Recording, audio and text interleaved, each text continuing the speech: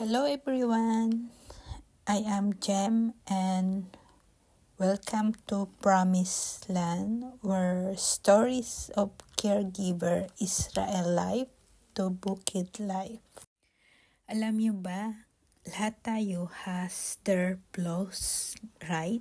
And mayroon our own special talents, and that makes us unique.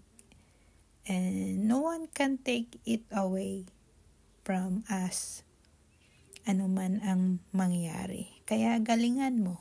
Isa ka bang OFW na kagaya ko at hindi naman ganun kalaki ang sahod? And kung ano man ang choices mo noon, sa kabila ng hindi ganun kadali ang trabaho mo, pero you work it hard. Dahil life does not get better by chance. It requires change. Kailangan mo lang magpasalamat sa Diyos kung anong meron ka, doon ka mag-umpisa.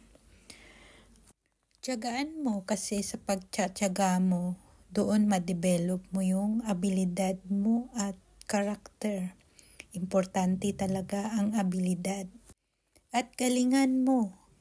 Kaya ito ang reward ko sa aking pagtatrabaho dito sa Israel. Pinili ko maging farmer.